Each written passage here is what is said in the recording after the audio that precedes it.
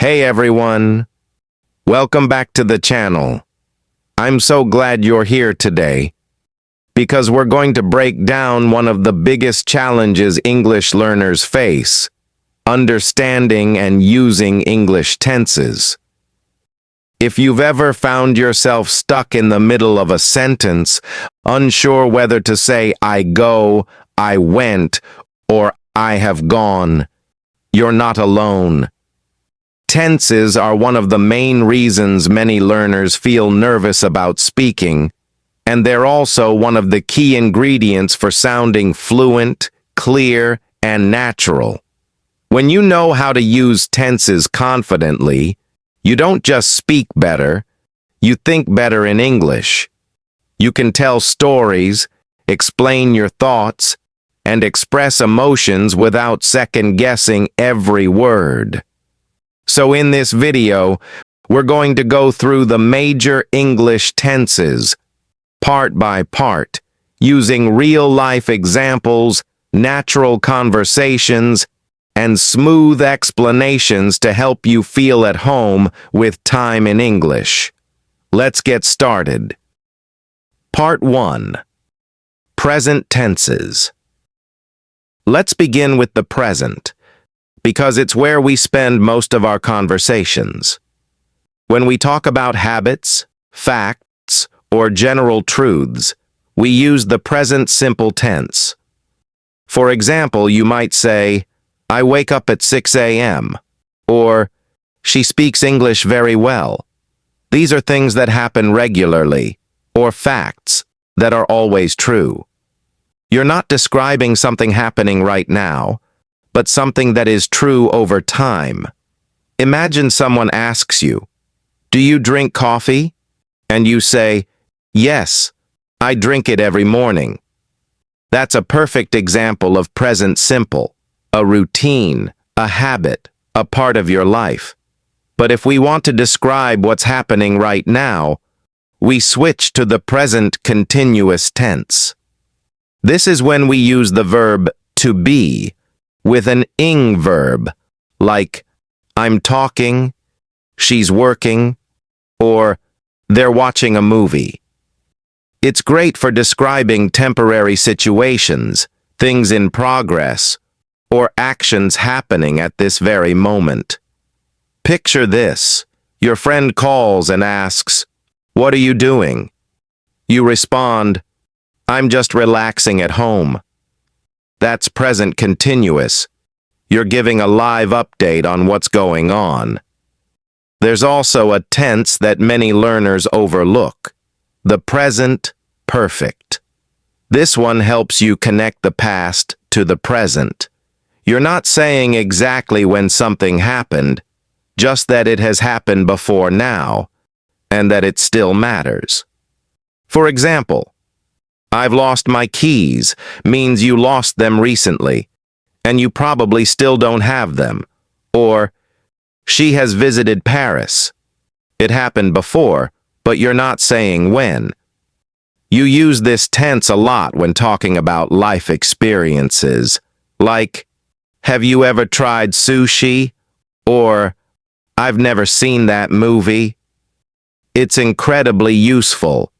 And once you start to hear it in conversations, you'll realize how often native speakers use it. We also have the present perfect continuous, which is about ongoing actions that started in the past and are still continuing now. For example, I've been learning English for 2 years, or she's been working all morning. This tense gives a feeling of duration. It tells people how long something has been happening. It's not just about the action, it's about the time and the effort behind it. If someone says, "Why are you so tired?"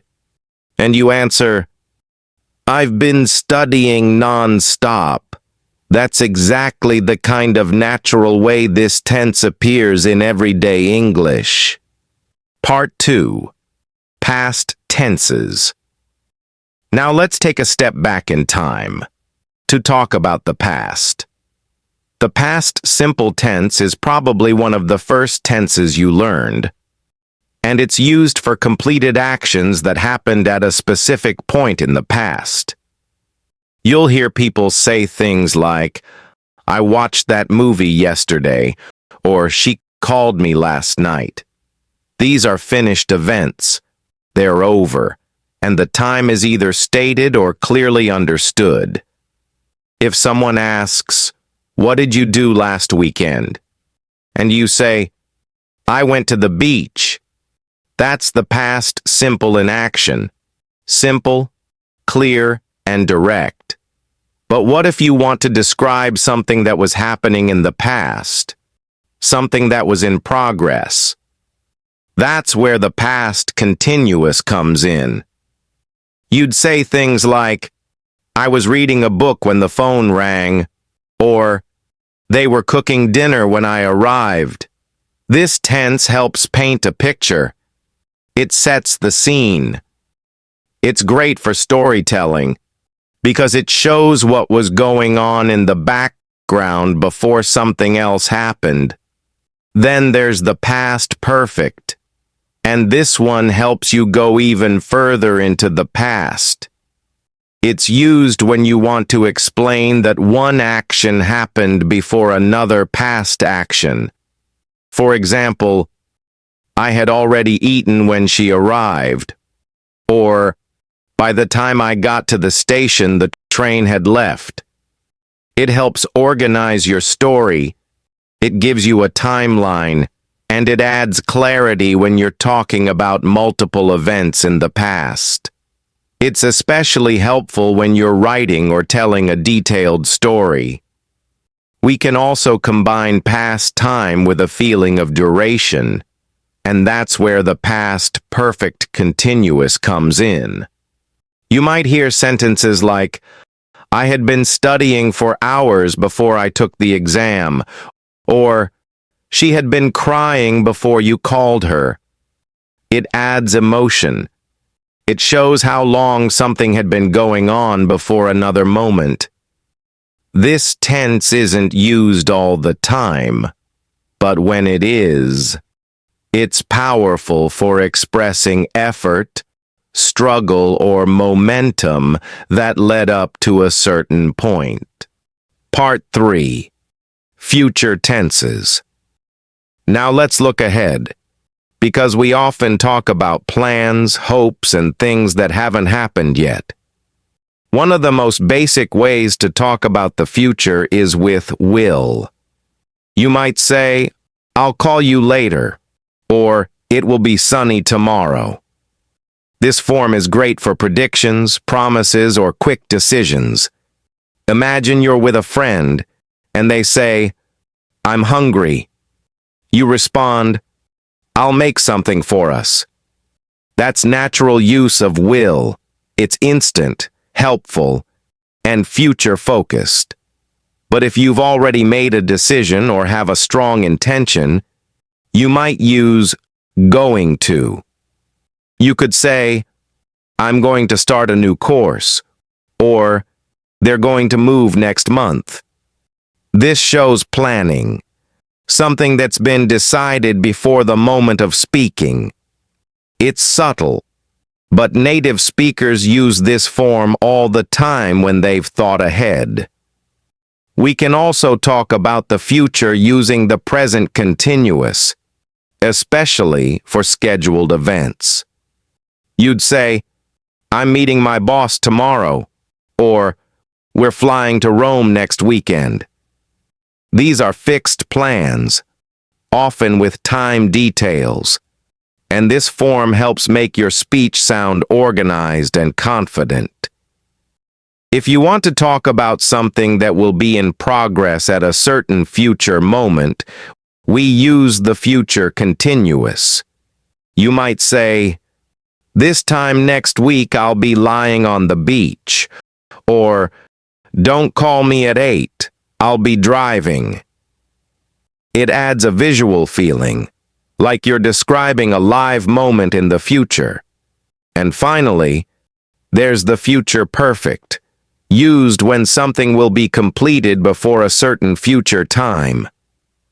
You'd say, by next month, I'll have finished the project, or she'll have graduated by then. It shows that something will be done. Over. So now you've seen how all these tenses help you move through time, from habits and live actions to memories, stories, future hopes, and long-term efforts. Learning tenses is not just about grammar. It's about telling your story in English. And when you know how to use them naturally, you become not just a learner, but a communicator. Don't worry if you don't get them all perfectly right away. Focus on using them little by little in your everyday speech. Talk about your day, your week, your plans, and soon, these tenses will become second nature. If you found this video helpful, leave a comment, hit that like button, and subscribe for more deep dive lessons like this one. Let me know which tense still confuses you, and I'll break it down in a future video. Thanks so much for listening, and I'll see you in the next one.